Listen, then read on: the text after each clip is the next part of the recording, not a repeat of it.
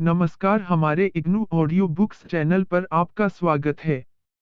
इंदिरा गांधी राष्ट्रीय मुक्त विश्वविद्यालय, स्कूल ऑफ सोशल साइंसेस, सोस, master of arts, Gandhi and peace studies, MGPS, Hindi. Second year, MGPE 010 Gandhi स्मृति एवं दर्शन समिति, संघर्ष प्रबंधन, परिवर्तन और शांति निर्माण। इकाई 2 संघर्ष के स्रोत। प्रस्तावना। संघर्ष के स्रोत क्या हैं? क्या मानव हमेशा संघर्ष का अनुभव करता है? या फिर संघर्ष नष्ट हो सकता है? ये बुनियादी प्रश्न हैं, जिनको संरचनात्मक और सामाजिक संघर्ष की जांच में संबोधित किए जाने की आवश्यकता है। इन प्रश्नों के उत्तर किस प्रकार दिए जा सकते हैं, और ये उन तरीकों पर निर्भर करते हैं, जिसमें हम संघर्षों का हल ढूंढने का प्रयास करते हैं। यहाँ पर 3 बुनियादी प्रकार के सिद्धांतों पर विचार किया जा सकता है।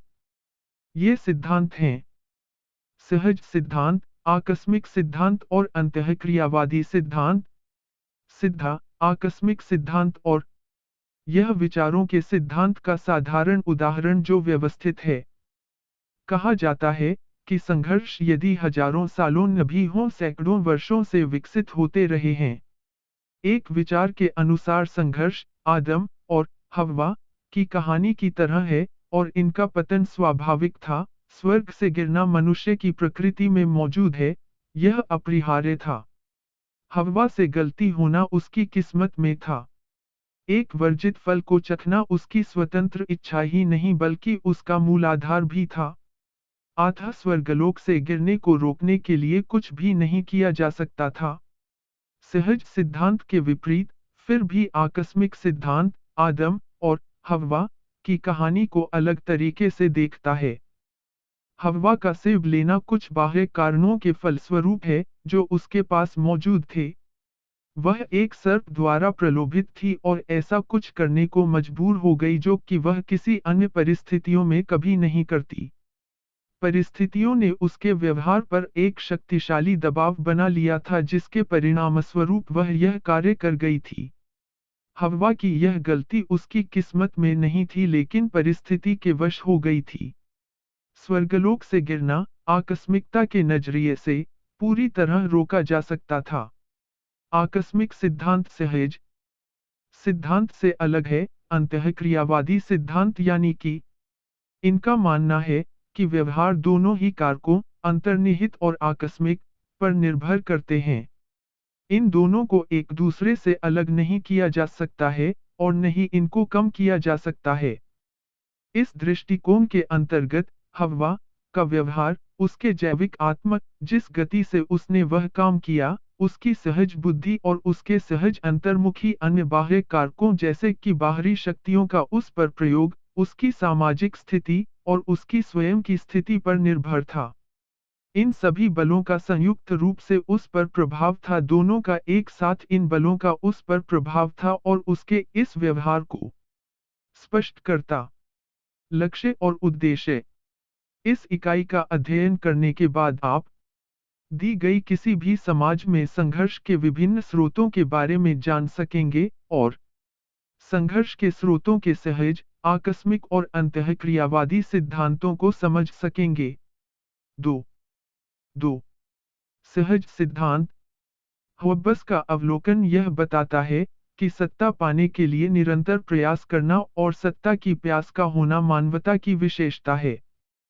होब्बस के अनुसार मनुष्य के अंदर निहित लड़ने की एक चाह होती है, जो यह मांग करती है कि समाज उसकी सत्ता के नेतृत्व में चले। केवल समाज को कुशलतापूर्वक और शांति से चलाने के लिए लोगों या जनता पर अपनी इच्छा को लादना आवश्यक है। होब्बस के इस तर्क के कुछ साल बाद एडमंड बर्क यह तर्क देते हैं कि मानवता का संघर्ष और हिंसा का कम होना या उसको कम करना कानून और प्रथा के माध्यम से हो सकती है। इन ब्रिटिश राजनीतिक दार्शनिकों के लेखन ने पश्चिम में लोकतांत्रिक उदारवादी राज्यों के विकास को प्रभावित किया है। सहज सिद्धांतों में सबसे अधिक प्रभावशाली स्कूल सिगमंड फ्रायड, सिगमंड फ्रॉद और उनका मनोविश्लेषण, साइकोएनालिसिस, शीर्ष पर रहा है। फ्रायड के मूल सिद्धांत मानवतावादी दृष्टिकोण के अनुसार जीवन और मृत्यु की प्रवृत्ति के बीच द्वंद्व रहता है। जीवन में सहज वृत्ति के भीतर खुश रहने की इच्छा होती है। कामेच्छा, लिबिडो, मनुष्य के भीतर जीवन ऊर्जा को संदर्भित करता है और ऊर्जा को गति देकर स्फूर्त करता है। हालांकि यह फ्रायड द्वारा मूल रूप से यौन ऊर्जा के मामले में परिलक्षित किया गया है। जीवन वृत्ति का विरोधी है मौत वृत्ति या थानेटोस। फ्रायड 1990 परी 164 का मानना है कि थानेटोस या मृत्यु की इच्छा बाहरी तत्वों द्वारा निर्देशित होने पर घातक प्रवृत्ति में बदल जाती है। मृत्यु वृत्ति को तथापि व्यक्ति के भीतर जीवन के उद्देश्यों की सेवा करने के लिए तब्दील किया जा सकता है। अस्वाभाविक मौत वृत्ति अधिक जटिल हो जाती है और वह भी आक्रामकता के रूप में आदमी के लिए फायदेमंद हो सकती है और उसके आसपास के लोगों के लिए हानिकारक भी हो सकती है। आक्रामकता एग्रेशन को मानव व्यवहार के लिए आंतरिक रूप में देखा जा सकता है और यह एक मौलिक और आवश्यक साधन है जिसके द्वारा मनुष्य अपने अस्तित्व को बढ़ा सकता है और उसकी रक्षा कर सकता है।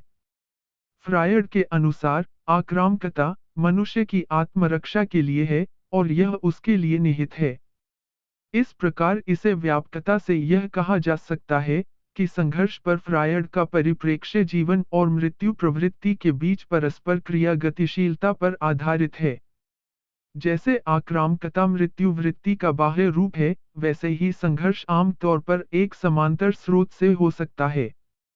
जहां एक ओर फ्रायड का ध्यान मानव कार्रवाई के मनोविज्ञान पर आधारित था, वहीं दूसरी ओर अन्य लोगों का ध्यान स्पष्ट रूप से मानव आक्रामकता और संघर्ष के विकासवादी और जैविक रूप से प्रतिस्पर्धी प्रकृति पर केंद्रित था। अस्तित्व के एक उपकरण के रूप में आक्रामकता का उल्लेख कॉनराड लोरेंज ने किया है, जो कि ऑन एग्रेशन के लेखक हैं। यह पुस्तक सन 1963 में पहली बार प्रकाशित हुई थी, जिसकी रूपरेखा इस सिद्धांत को विस्तार देते हुए यह दर्शाती है कि आक्रामकता न केवल मनुष्यों में बल्कि जानवरों की दुनिया में भी समान रूप से सक्रिय होती है। फ्रायड की तरह लारेंज का भी यह मानना है कि आक्रामकता एक उद्देश्य है जो अस्तित्व के लिए अपनी खोज में मनुष्य का सहायक सिद्ध होता है। रपोर्ट 1986 परी 3। इनके अनुसार यह सभी तत्व आक्रामक व्यवहार उन प्रजातियों में होता है जिसमें यह आनुवंशिक रूप से एम्बेडेड है, पर एक उत्तरजीवितता का लाभ प्रदान करता है। लारेंज बुनियादी रूप से आक्रामकता को 3 प्राथमिक कार्यों के रूप में देखता है: उपलब्ध पर्यावरण पर एक ही प्रजाति के पशुओं का संतुलित वितरण, प्रतिद्वंद्वी झगड़े द्वारा मजबूत पार्टी का चयन, युवा की रक्षा करना इत्यादि होता है। लारेंज 1971 परी 40। वह अंतर प्रजातीय आक्रामकता के मूल्य पर विशेष जोर देकर तर्क करते हैं कि मैं उत्तरजीवितता के मूल्य के लिए प्रतिद्वंद्विता के विषय पर इस कथन के साथ फिर से विचार करता हूं कि यह तभी उचित है जब यह उन योद्धाओं को उत्पन्न करते हैं जो अतिविशिष्ट शत्रुओं के साथ साथ अंतःद्वंद्व के साथ भी मुकाबला कर सकते हैं। प्रतिस्पर्धी युद्ध में सबसे महत्वपूर्ण कार्य परिवार के लिए एक आक्रामक रक्षक का चुनाव होता है, और इसके बाद पूर्व संभावना में अंतर विशिष्ट आक्रामकता के लिए कार्य तय हो जाता है। वही परी 39। उन्होंने अपने तर्क का उदाहरण दुनिया भर के जानवरों होमो सेपियंस सहित पर प्रयोग करके दिया है। आक्रामकता की प्रक्रिया सहज वृत्ति से प्रेरित है, जो कि लारेंज के अनुसार एक भ्रम की क्रियाविधि शामिल है। लारेंज के अनुसार प्रवृत्ति आसानी से हेरफेर करने के लिए उत्तर नहीं देती।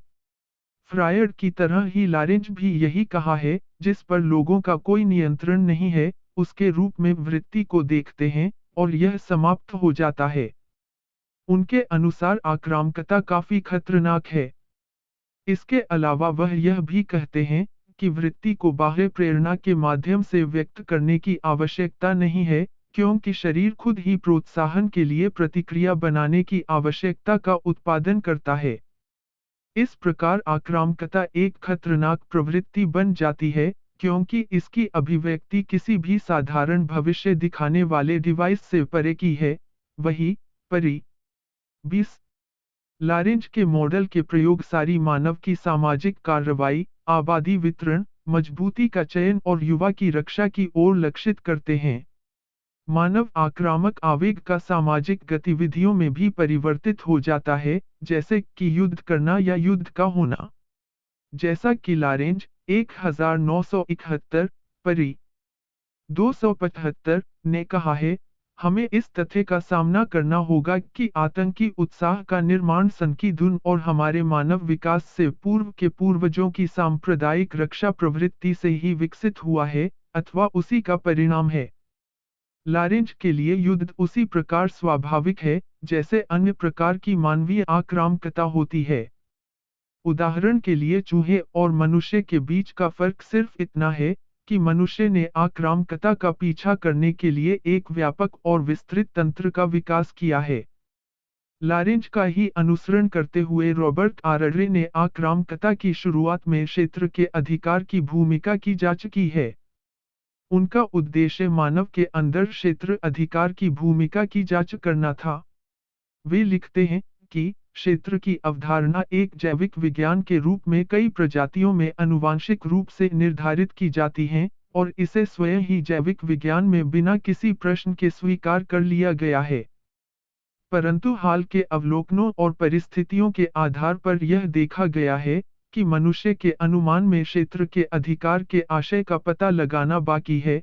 आररे 1967 परी 14 आररे के अनुसार क्षेत्र अधिकार मानव के क्रियाकलापों पर एक जबरदस्त प्रभाव का प्रतिनिधित्व करता है और मनुष्य द्वारा सामाजिक समूहों के निर्माण की प्रक्रिया को भी प्रभावित करता है।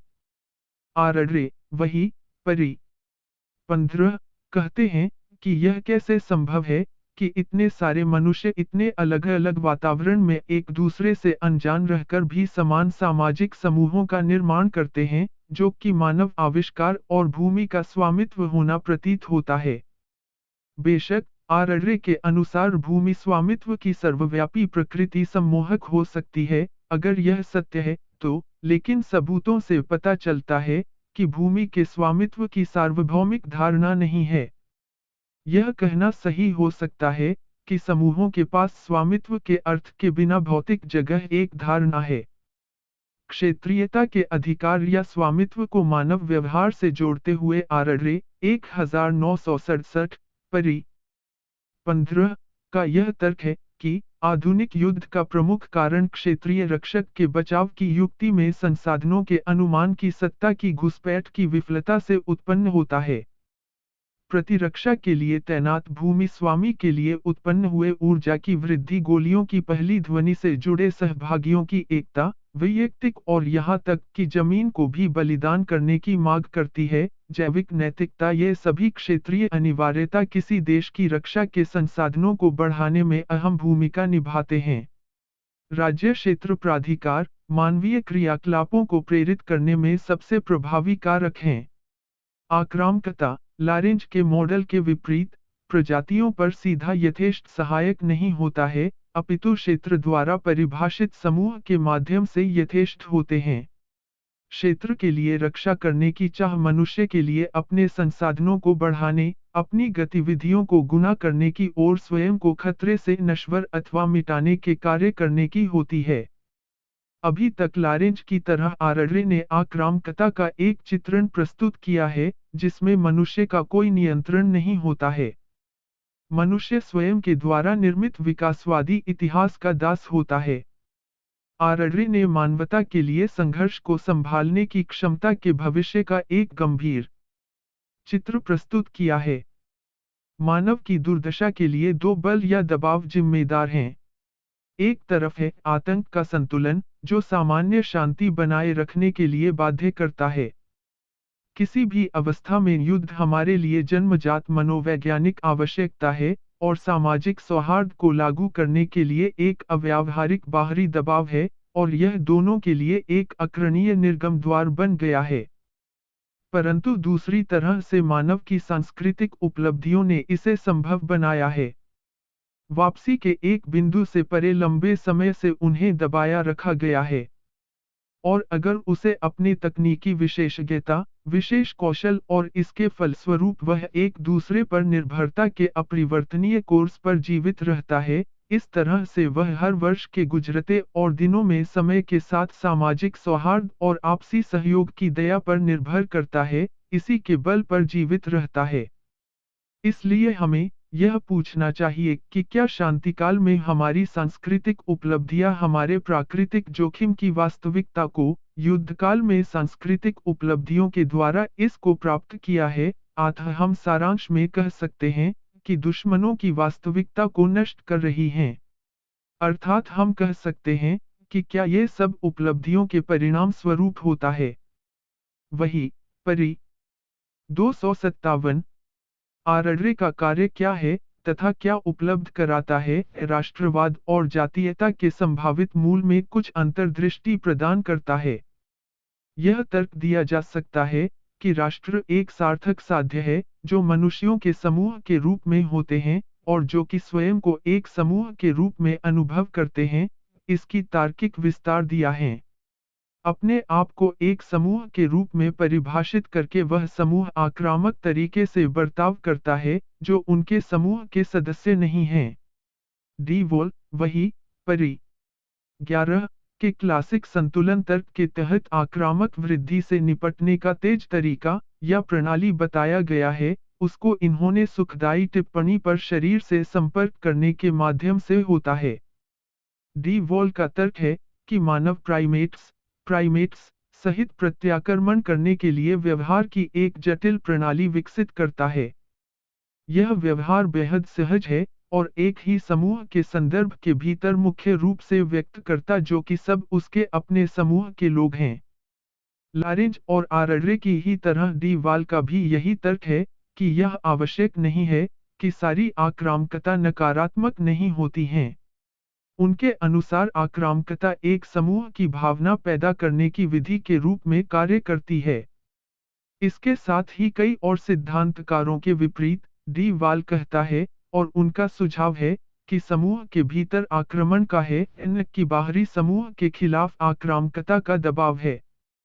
उदाहरण के लिए सामंजस्य परेशान करने के लिए एक अभ्यास जैसे है, जैसे कि युवा सेना के कैडेटों के किसी धार्मिक क्रिया को मानते हुए टूथब्रश से शौचालयों की सफाई करना या नग्न अवस्था में गार्ड का काम करने के अनुष्ठान से उत्पन्न होता है। यह समूह स्वयं के अंदर के समूह के सदस्यों के प्रति आक्रामकता दिखाता है। अर्थात कहने का तात्पर्य यह है कि अपने समूह के अंदर अधिक बल प्रयोग करता है। अतः उस समूह के नजरिए से आक्रामकता उपयोगी हो सकती है। डी वॉल के लिए शांति तब आती है जब आक्रामकता की स्वीकृति होती है और दूसरे समूह के सदस्यों द्वारा की गई सुलह की पेशकश होती है। एक अर्थ के अनुसार शांति असमानता की स्वीकृति है। यह एक मान्यता है कि कुछ लोग दूसरों की तुलना में एक समान स्थिति के होते हैं। डी वॉल 1989 का एक वाक्यांश के प्रयोग के साथ अधीनता के माध्यम से एकीकरण करना एक आदर्श हो सकता है। हालांकि वहां संघर्ष के समतावादी संकल्प के लिए जगह है, यह सिर्फ समतावादी संघर्ष के समाधान संकल्प का आदर्श नहीं है। कीथ वेब 1986 एक रूपरेखा प्रस्तुत है जो सामान्य विशेषताओं और सहज सिद्धांतों द्वारा साझा संघर्ष के स्रोतों का विवरण देते हैं। मनुष्य का मौलिक स्वभाव सत्ता और प्रभुत्व की दिशा की ओर स्थापित होता है। हिंसा केवल इस प्रवृत्ति का एक चरम बिंदु है, किंतु इस प्रवृत्ति की यह सामान्य अभिव्यक्ति है। सत्ता प्राप्त करने के कई और वैकल्पिक माध्यम हैं, जिनमें सामूहिक राजनीतिक हिंसा केवल इसका एक प्रकार है। प्रमुख समस्या यह विश्लेषित करने के लिए बाध्य करती है कि हिंसा बार बार क्यों नहीं होती। हिंसा का चयन करना एक विकल्प है जो रणनीतिक विचार का प्रश्न है। सामरिक विकल्प लागत लाभ गणना से प्रभावित है। 2. 3. सांस्कृतिक कारक एक अपेक्षाकृत छोटी सी भूमिका निभाते हैं, और हिंसा को बाधित भी करते हैं और इसको बढ़ावा भी देते हैं। बलों के आक्रामक के संतुलन और शर्तों की सुविधा जैसे कारक बहुत महत्वपूर्ण हैं। आकस्मिक सिद्धांत मानव की आक्रामकता के स्रोतों के प्रचलित सहज तर्क आकस्मिक सिद्धांतों के समतुल्य हैं। आकस्मिक सिद्धांतों की मान्यता है कि आक्रामकता सहज नहीं है, लेकिन इसकी अभिव्यक्ति व्यक्ति के बाह्य कारकों पर निर्भर करती है। जैसा कि वेब 1986 परी 172 स्पष्ट करते हैं कि संघर्ष संसाधनों की उत्पत्ति के लिए एक प्रतियोगिता में सफल न होने या कमी के माध्यम से हो सकती है, या फिर पर्याप्त संसाधनों के कुवितरण के माध्यम से उत्पन्न व्यवस्था के कारण हो सकते हैं। लेकिन यह मानव समाज की एक आवश्यक शर्त नहीं हो सकती कि ये शर्तें उचित अथवा संबद्ध हैं। आकस्मिक तर्क की आधुनिक प्रस्तुति फ्रांसीसी दार्शनिक जीन जैक्स रूसो, जीन जैकी राउसेउ के लेखन में देखी जा सकती है। रूसो ने मानवता को एक समाज प्रकृति की अवस्था से एक और सामाजिक परस्पर व्यवहार की तरह सक्रियता के हुए रूप में देखा है। इसके अतिरिक्त होब्बिस का मानना है कि मानवता के लिए आत्मरक्षा के लिए इच्छा, जो कि आदमी के लिए बुनियादी आवश्यकता है, इसमें रूसो ने करुणा को भी इसके साथ जोड़ा है। रूसो ने करुणा का वर्णन इस प्रकार किया है कि एक प्राणी की दृष्टि में महसूस की गई सहज घृणा, विशेष रूप से किसी दूसरे आदमी का दुख दर्द और मृत्यु का अनुभव शामिल है। जर्मिनो 1972 परी 98। होब्बस के लेखन में पाया गया कि यह किसी भी समाज के लिए संभव नहीं है कि वह अपने लोगों के लिए संकट पैदा करे। वास्तव में यह करुणा शुद्ध आक्रामकता और निरंतर युद्ध के विरुद्ध होती है। अकेले मानव जन्मजात आक्रामक या लड़ाकू नहीं होता है। अंततः हालांकि रूसो ने मानवता के संबंधों को समाज की रचना माना है और इसको महत्व दिया है, बल्कि यह समाज में गलत प्रकार से प्रवेश करने का एक रूप है। रूसो के लिए लक्ष्य का अर्थ है एक ऐसे संगठन की तलाश करना है जो सभी प्रकार के बलों से हर व्यक्ति और उसकी संपत्ति की रक्षा और प्रतिरक्षा करता है, तथा जिसमें हर व्यक्ति एक दूसरे से जुड़ा हुआ हो, स्वयं की आज्ञा का पालन करता हो और वह पहले से प्राप्त स्वतंत्रताओं का भोग करते हुए सभी तरह से मुक्त हो। यह एक ऐसी आधारिक और मूल समस्या है जिसका समाधान केवल सामाजिक संविदाओं के माध्यम से ही हो सकता है। जर्मिनो 1972 में उद्धृत रूसो। यह बहुत ही कठिन कार्य है कि सामाजिक संस्थाओं की स्थापना के द्वारा किसी व्यक्ति या लागों की सुरक्षा की जा सकती है। इस प्रकार यह लगता है कि समाज अक्सर मनुष्य के जीवन के लिए आवश्यक खुशी और उत्पादकीय जीवन को बाधित करता है। रूसो अपने इस दृष्टिकोण को अच्छी तरह से संपुष्टित करते हैं जब वह कहते हैं कि मनुष्य स्वतंत्र पैदा हुआ है और वह हर जगह जंजी में बंधा है।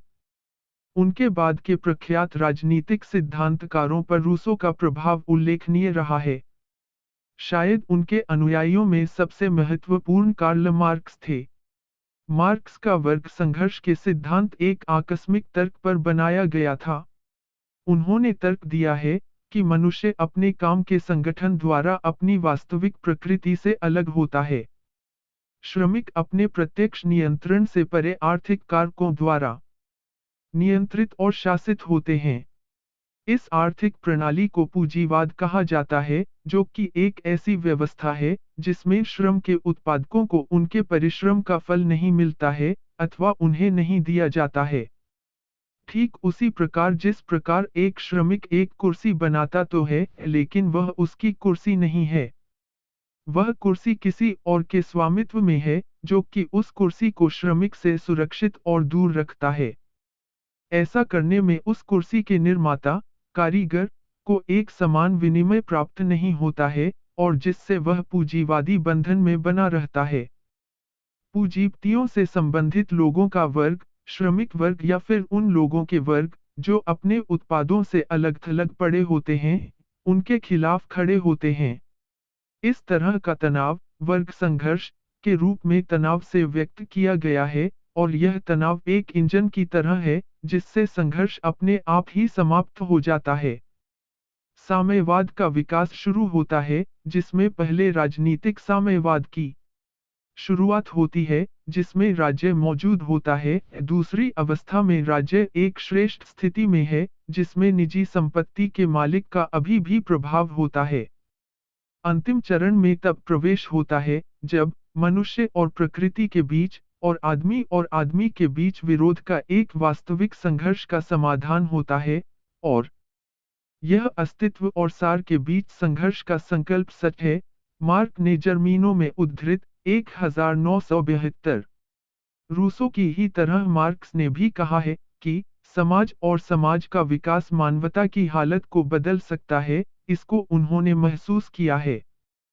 संघर्ष का अस्तित्व है या नहीं यह समाज पर निर्भर करता है, न कि मनुष्य के व्यक्तिगत व्यवहार पर। कुछ लोग तर्क कर सकते हैं कि मार्क्स के सिद्धांत का सहज होना और आकस्मिकता के सिद्धांतों में वास्तव में अच्छी तरह से फिट नहीं बैठते हैं। चूंकि मार्क्स का जोर इतिहास पर था, उदाहरणार्थ पूंजीपतियों के ऐतिहासिक युग पर, तो यह कहना मुश्किल है कि वह एक आकस्मिक विचारक है या सहज विचारक हैं। मार्क्स इस बात पर बहस करते हैं कि सभी मानवीय संबंधों में संघर्ष होता है, और उन्होंने यह तर्क इस वजह से दिया है कि हम ऐतिहासिक, पूंजीवादी युग में रहते हैं। इस तरह के तर्क से बख्तरबंद प्रकृति का पता चलता है कि यहाँ वे तर्क के साथ सुझाव देते हैं, कुछ मानव व्यवहार में विरासत से प्राप्त होता है। फिर भी इस ऐतिहासिक युग को परिवर्तित करना मानव के हाथों में है, न कि यह सहज है। इस प्रकार कुछ लोगों के लिए मार्क्स का सिद्धांत विरासत और आकस्मिकता के बीच का सिद्धांत हो सकता है। एक सबसे महत्वपूर्ण मुद्दा यह है कि जिसे मार्क्स सामने लाए हैं, आर्थिक और सामाजिक संगठनों की भूमिका उनका मानव व्यवहार पर सामूहिक प्रभाव का होना है। 20वीं सदी के प्रारंभ में विख्यात ब्रिटिश अर्थशास्त्री जॉन मेनर्ड काइन्स ने प्रथम विश्व युद्ध के बाद यूरोपीय आर्थिक संगठन की खामियों और ग्रेट डिप्रेशन की ओर ध्यान दिलाया था। कीन्स किसी भी अर्थ से एक मार्क्सवादी नहीं थे, अपितु वह लोकतांत्रिक उदारवादी परंपरा के अनुयायी थे। कीन्स के अनुसार मुख्य सामाजिक समस्या बेरोजगारी, बीमारी और भूख है। ये सभी मानव के दुख के कारण होते हैं, और मानव समाज उन्हें रोकने की कोशिश करता है। यह सरकार का कर्तव्य है कि वह अपनी विभिन्न शक्तियों और साधनों का उपयोग करके उत्तेजक निवेश के द्वारा अर्थव्यवस्था को प्रभावित करे। कीन्स ने मानवता को आर्थिक अभाव से जोड़कर नहीं देखा है। वह लिखते हैं कि आर्थिक अभावों से ग्रस्त लोगों में क्रांति किस प्रकार आशा का संचार कर सकती है, जो वितरण की अन्याय से उत्पन्न नहीं होती, बल्कि यह तो सार्वजनिक होती है। क्रांति के खिलाफ केवल बचाव यह सच्चाई है कि क्रांति निराश व्यक्तियों के मस्तिष्क में कभी भी सुधार की कोई संभावना प्रस्तुत नहीं करती है। कीन्स 1920 परी 296। एक आर्थिक प्रणाली जो कि नागरिकों के सामान्य कल्याण में वृद्धि करने के लिए वह प्रणाली अपर्याप्त क्रांति के लिए वैकल्पिक थी। यह एक अवधारणा है कि अभाव, भूखमरी और गरीबी एक सामाजिक संघर्ष का कारण बनती है। यह मानव व्यवहार के कई अर्थशास्त्रियों के सिद्धांतों को रेखांकित करती है, जिसमें इन्होंने स्वीकार किया है। जहां मार्क्स ने राज्य को मानवता के हितों के खिलाफ काम करते हुए देखा, कीन्स ने केवल उसे सामाजिक क्षय और हिंसा के लिए विकल्प के रूप में देखा है। वास्तव में यह सच है कि कीन्स न तो पहले विद्वान थे और न ही आखिरी जिन्होंने यह सुझाव दिया है कि राज्य निराशावादी मानवता के अस्तित्व की बीमारियों का हल निकाल सकता है। कई आकस्मिक सिद्धांतों में यह तर्क अंतर्निहित है कि जब मनुष्य एक ऐसी शक्ति का सामना करता है जो उनके सामान्य व्यवहार को निराश कर देती है, तब वह ऐसी स्थिति में आक्रामक हो जाता है। कुंठा और आक्रामकता के बीच एक कठोर संबंध है, तथापि संशोधन की आवश्यकता थी। हम यह आसानी से देख सकते हैं कि आक्रामकता हर समय कुंठा को जन्म नहीं दे सकती है, कम से कम तुरंत विचार में तो संभव नहीं है। उदाहरण के लिए एक ट्रैफिक जाम में अधिकांश लोग अपनी गाड़ियों से बाहर नहीं कूद पड़ते हैं और अपने आसपास के लोगों पर हमला भी नहीं करते हैं। हालांकि अधिकतर वे लोग आवेश में जरूर हो जाते हैं। यह भी स्पष्ट है कि कुंठा और आक्रामकता के बीच संबंध अधिक जटिल हैं, और यह भी स्पष्ट है कि आक्रामकता कुंठा की अकेली प्रतिक्रिया नहीं है। उदाहरणतः यह तर्क दिया जाता है कि कुंठा मनुष्य को असहाय बनाने में मदद करती है। व्यक्ति में चल रही कुंठा का सामना करने में पार्टियां अक्सर आक्रामक होने की बजाय संतुष्ट हो जाती हैं और अपने आप को मुकाबला करने के तंत्र के रूप में समर्पित कर देती हैं। मार्टिन सेलिगमैन 1975 ने मुकाबला लाचारी को एक ज्ञान की तरह लाचारी के रूप में वर्णित किया है। यह अभी स्पष्ट नहीं है कि कुंठा का क्या अर्थ है और इसके क्या कारण हो सकते हैं। क्या हमेशा कुंठा एक बाहरी स्रोत से उत्पन्न होती है? क्या एक निराशावादी घटना एक उद्देश्यपूर्ण घटना है, या व्यक्तिपरक, या दोनों ही है? आक्रामकता भी समान रूप से कठिन है। क्या आक्रामकता हमेशा एक शारीरिक कार्य से संपन्न होती है? क्या प्रतीकात्मक आक्रमण जैसा कुछ होता है?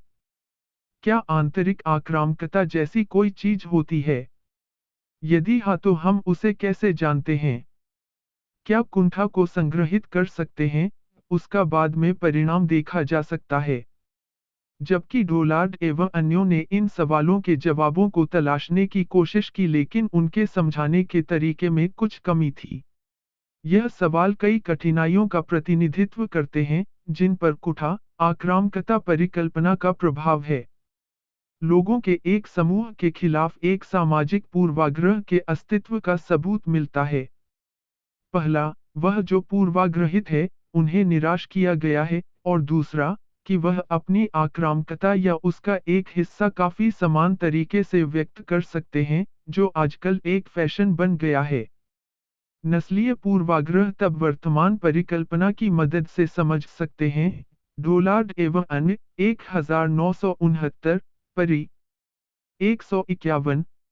नस्लवाद तब उत्पन्न होता है जब निराशावादी अपनी कुंठा को एक समूह पर उतारते हैं। वह समूह इस हताशा के स्रोत भी हो सकते हैं और नहीं भी, और वे सहजता से बलि का बकरा भी हो सकते हैं। उदाहरण के लिए, ऑस्ट्रेलिया में भारतीय छात्रों पर हमला एक देशी आबादी के बीच हताशा या निराशा की वजह से हो सकता है, जो कि भारतीय छात्रों के खिलाफ आक्रामकता के परिणाम के रूप में उभर कर सामने आता है। बेशक भारतीय छात्र वहां के मूल निवासियों की आक्रामकता का सामना करते हुए निराश हो रहे हैं और स्वयं भी आक्रामक व्यवहार दिखा रहे हैं। आकस्मिक सिद्धांत में हताशा आक्रामकता परिकल्पना की स्थिति इस अवलोकन पर टिकी हुई है कि अगर कोई कुंठाग्रस्त नहीं है, तो वहां कोई आक्रामकता भी नहीं है। विस्तार से हम यह भी कह सकते हैं कि अगर जहां कोई कुंठा नहीं है, तो वहां कोई विवाद या अंतर्द्वंद भी नहीं होगा। इस तरह संघर्ष की अभिव्यक्ति मानव जीवन के बाहर के कुछ कारकों पर निर्भर हो सकती है। एल्बर्ट बंदूरा का तर्क है कि मानव आक्रामकता के 3 प्राथमिक स्रोत हैं। ये स्रोत हैं पारिवारिक स्थापना, उपसांस्कृतिक संदर्भ और प्रतीकात्मक मॉडलिंग। सामाजिक शिक्षा परिवार में जगह बना लेती है और वह एक मॉडल बन जाता है, तथा उस वातावरण में हम एक उचित व्यवहार की योजना को विकसित करते हैं। बंदूरा का तर्क है कि हिंसक परिवार हिंसक वंश को जन्म देता है। इसको और विस्तार करने पर यह तर्क दिया जा सकता है कि विवादित परिवार विवादित वंश को पैदा करते हैं। आक्रामकता का एक दूसरा स्रोत है जो उपसंस्कृतियों में पाया जा सकता है। बंदूरा 1973 परी 97 स्पष्ट करते हैं, आक्रामक व्यवहार की उच्चतम दर उस वातावरण में पाई जाती है जहां आक्रामकता का व्यवहार एक अत्यधिक महत्वपूर्ण प्रतिष्ठा के रूप में माना जाता है और उसे उच्च मूल्यवान के रूप में सम्मान दिया जाता है। उदाहरण के लिए, एक हिंसात्मक बदमाश गिरोह के व्यक्तिगत सदस्यों के हिंसक होने की आशा होती है। यह आश्चर्यजनक बात नहीं है, पर बंदूरा वही परी 98 पूछते हैं कि क्यों हिंसक वातावरण में लोगों को हिंसक नहीं होना चाहिए, लेकिन क्यों ऐसे माहौल में रहने वाले को भी एक स्पष्ट रूप से जीवन की एक अलग शैली अपनानी चाहिए। ऐसा क्यों है कि एक व्यक्ति को एक हिंसक माहौल में हिंसात्मक नहीं होना चाहिए? बेशक यह एक कारण हो सकता है। फिर लोग हिंसक क्यों नहीं बनेंगे और क्यों उनकी हिंसक ख्वाहिश नहीं हो सकती है? एक हिंसा रूपी माहौल में रहने से व्यक्ति स्वायत्त नहीं हो सकता है कि जो आसानी से उपलब्ध है, केवल वही इच्छा है, उसे ही वह स्वीकार करेगा। हिंसा की तुलना में और कई अच्छी बातें माता-पिता अपने बच्चों के मूल्यों और व्यवहार में डालना चाहते हैं, जो हिंसा का प्रतिकार करता है। बैंड्यूरा का सुझाव है कि एक समूह में हिंसा के तरीकों की हिदायत देने की क्षमता बहुत मजबूत होती है। उन्होंने सुझाव दिया कि सेना में अपेक्षाकृत अहिंसक व्यक्तियों को हिंसक बनाने की क्षमता है, और यह एक उत्कृष्ट उदाहरण है। सामाजिक शिक्षा की अंतिम श्रेणी प्रतीकात्मक स्रोतों से आती है। बैंड्यूरा तर्क देते हैं कि हिंसा के संचरण का एक प्रमुख स्रोत टेलीविजन है। टेलीविजन हिंसा की तस्वीरें, हिंसा की छवियों और हिंसा की प्रतीकात्मक संस्कृति को हम तक पहुंचाता है। हम टेलीविजन के माध्यम से वास्तविकता का सामना करना सीखते हैं और उसके संदेश के प्रति असंवेदनशील होते हैं।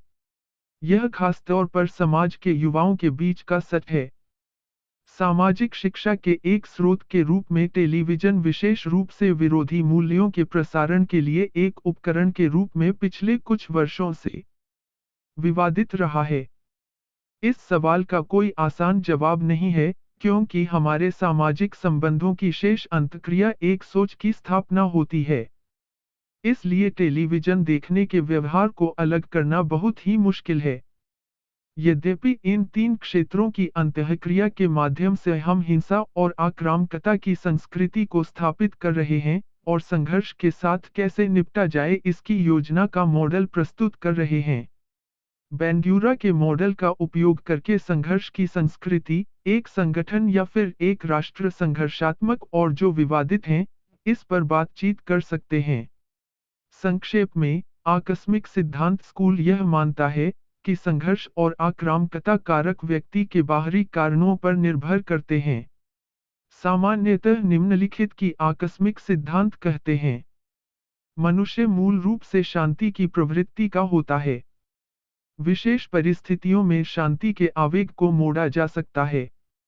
संघर्ष के सिद्धांतों के लिए हिंसा की आवृत्ति की व्याख्या प्रमुख समस्या है। जब विशेष परिस्थितियां उठती हैं, तब अन्य मानव स्वभाव को सक्रिय किया जा सकता है। सामूहिक हिंसा प्रभावित होती है, अन्य की शांतिपूर्वक अनुमानित होती है। हिंसा की प्रवृत्ति सांस्कृतिक शिक्षा से प्रभावित हो सकती है। दो मामूली हिंसा को प्रभावित करने वाले कारक बलों के बीच आक्रामक संतुलन और अन्य वह कारक जो हिंसा के सफल प्रयोग की सुविधा को प्रभावित करते हैं। वेब 1986। 2. 4. अंतःक्रियावादी सिद्धांत। एक तीसरा स्कूल या सिद्धांत है जो आकस्मिकता और अंतर्निहित स्कूलों के तत्वों को जोड़ता है, वह अंतःक्रियावादी सिद्धांत है। वास्तव में ऐसा कोई साहित्यकार नहीं है जो इस बात को खारिज करे कि व्यवहार या तो प्रकृति से निकला है या फिर उस पोषण से पुष्ट हुआ है। इस पुराने तरीके और स्पष्ट तौर पर अंतहीन बहस करने की बजाय इसे एकमुश्त अस्वीकार कर दिया जाना चाहिए। ब्राहम, रैंघम और पीटरसन ने इस प्रकृति बनाम पोषण की बहस को गैल्टन की त्रुटि बताया है। फ्रांसीसी गोल्टुंग चार्ल्स डार्विन का चचेरा भाई था। यह प्रकृति बनाम पोषण की पंक्ति शेक्सपियर की पुस्तक द टेम्पेस्ट से ली है। तब से विद्वान इन दोनों के सापेक्षिक योगदान का पता लगाने की कोशिश में लगे हुए हैं।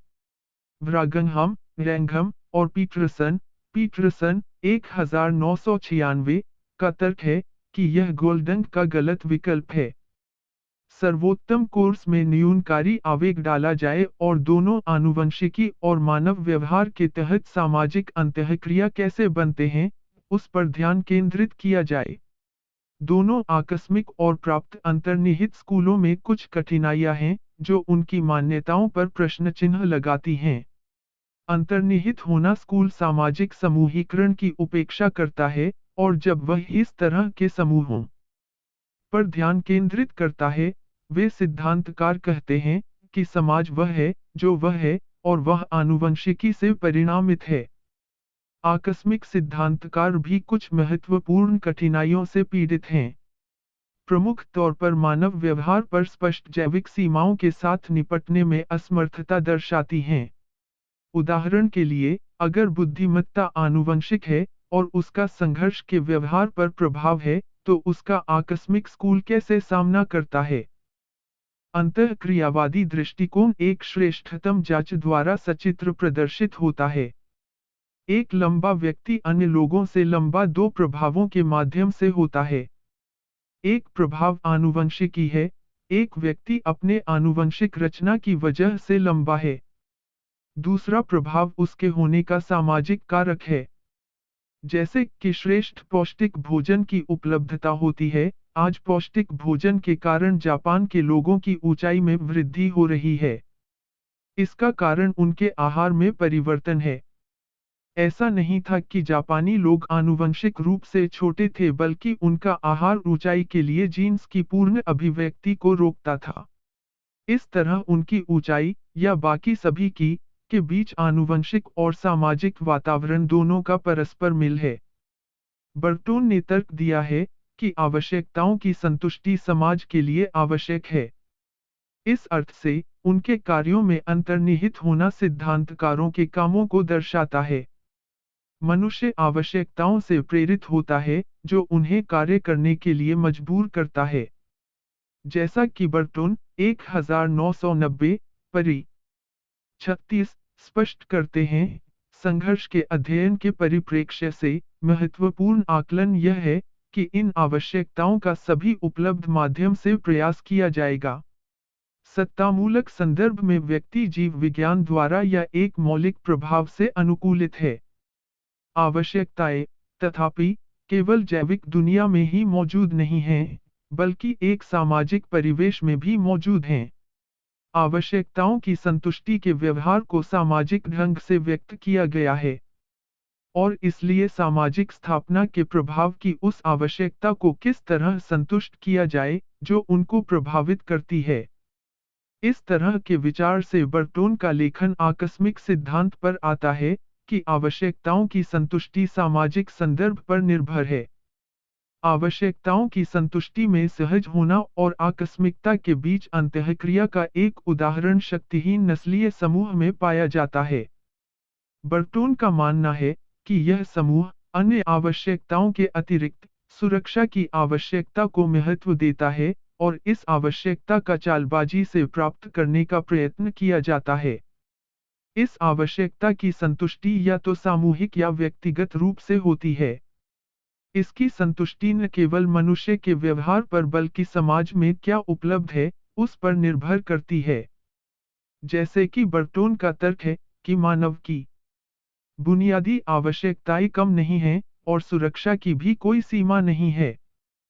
फिर भी इनकी स्वीकार्यता के मामले में कुछ सामाजिक सीमाएं हैं। हालांकि सैद्धांतिक रूप से एक व्यक्ति किसी भी व्यवहार को अपनी आवश्यकता को संतुष्ट करने के रूप में अपना सकता है, और वह व्यवहार मनुष्य को यह महसूस कराने में विवश करता है कि क्या सामाजिक व्यवहार के रूप में वह स्वीकार्य है कि नहीं। वे लोग जो साधनों के द्वारा आवश्यकताओं को संतुष्ट कर सकते हैं, उन्हें विसामान्य व्यक्ति कहा जाता है। वे लोग जो अपनी आवश्यकताओं को संतुष्ट करने में विफल हैं, तदनुसार पीड़ित हैं, वह भी विसामान्य हैं, लेकिन उन्हें मल समायोजित या फिर न्यूरोटिक, विक्षिप्त भी कहा जा सकता है। उपर्युक्त उदाहरण से स्पष्ट होता है कि लोग कई अर्थों में अपनी आवश्यकताओं की संतुष्टि के लिए कई तरह के व्यवहार करते हैं। कुछ रूढ़िवादी मार्ग चुनते हैं, और कड़ाई से नागरिक व्यवहार की व्याख्या का पालन करते हैं। दूसरे लोग यद्यपि अन्य माध्यमों को ढूंढते हैं, जो संकीपन और समाज विरोधी लेबल के अंतर्गत आते हैं। संकी व्यवहार धार्मिकता का चरम रूप है, और अन्य राष्ट्रवाद के रूप हैं। और अधिक चरम व्यवहार को हालांकि क्रांतिकारी कहा जा सकता है, क्योंकि इसमें मनुष्य अपनी सुरक्षा की आवश्यकताओं को सुरक्षित करने की खोज में रहता है। कई वंचित समूहों में मसीहाई आंदोलन राष्ट्रवाद के चरम रूप और सख्त रूढ़िवादी होते हैं। और यह सब व्यवहार स्वयं की सुरक्षा की आवश्यकता के माध्यम से समझ सकते हैं। यह सब आवश्यकताएं जो एक व्यक्ति को सुरक्षित करती हैं। अंतःक्रियावादी सिद्धांत स्कूल के खिलाफ यह आलोचना की जा सकती है कि यह व्यवहार को सरल कारणों में कम नहीं कर सकता है। इस अर्थ से, यह तर्क सहज सिद्धांत और आकस्मिक सिद्धांत के तर्क से संतोषजनक नहीं है। कुछ लोग प्रकृति बनाम पोषण के सवाल को आत्मसमर्पण या हार मानकर अस्वीकार कर देते हैं। ऐसी आलोचना को हालांकि स्वीकार करना अनुचित होगा। प्रकृति बनाम पोषण के तर्क की कीमियागार की ऐसी खोज जो लोहे को सोने में परिवर्तित कर देने की याद को ताजा करती है। चाहे वह कितनी भी कोशिश कर ले पर कीमियागार यह नहीं कर सकता है। यह संभावना भी है कि व्यवहार को किसी एक कारण के लिए कभी भी कम नहीं किया जा सकता है। संक्षेप में, अंतःक्रियावादी स्कूल सिद्धांत इस प्रकार हैं। मनुष्य प्रायः शांतिप्रिय होता है, किंतु हिंसा धर्मपथ से हटने वाली नहीं है। संघर्ष एक है, लेकिन केवल न पूरी होने वाली आवश्यकताओं की अकेली प्रक्रिया नहीं है। मानव व्यवहार से काफी बदलता रहता है, और इसके साथ आवेग अक्सर स्पष्ट नहीं होते हैं। सामूहिक हिंसा या तो प्रतिक्रियावादी होती है, या फिर ठंडे दिमाग से परिकलित होती है। हिंसा की प्रवृत्ति सांस्कृतिक सीख की होती है, जो कि निहित आवेगों द्वारा हस्तक्षेपित है, तथा उससे प्रभावित है। सारांश: अंतर्निहित, आकस्मिक और अंतःक्रियावादी सिद्धांतों के बीच विभाजन करने वाले वैचारिक टुकड़ों के सिद्धांतों को विभाजित करने का अकेला रास्ता नहीं है, लेकिन यह दुनिया में संघर्ष के स्रोतों को समझने के लिए पर्याप्त अवसर प्रदान करते हैं। तमाम सामाजिक संघर्ष सांप्रदायिक, जातीय और नस्लीय मुद्दों पर आधारित हो सकते हैं। इसके केंद्र में कुछ उद्देश्य हैं, लेकिन एक समूह जो कई संघर्षों का एक साथ परिचालन का अनुभव करता है, वहाँ हमेशा संघर्ष के विभिन्न समाधान के लिए रक्षातंत्र के माध्यम से निराशा का विस्थापन होता है। हताशा या निराशा के विस्थापन की वजह से संघर्ष के एक से अधिक स्रोत होते हैं। धन्यवाद, मिलते हैं अगले वीडियो में अगले पाठ के साथ।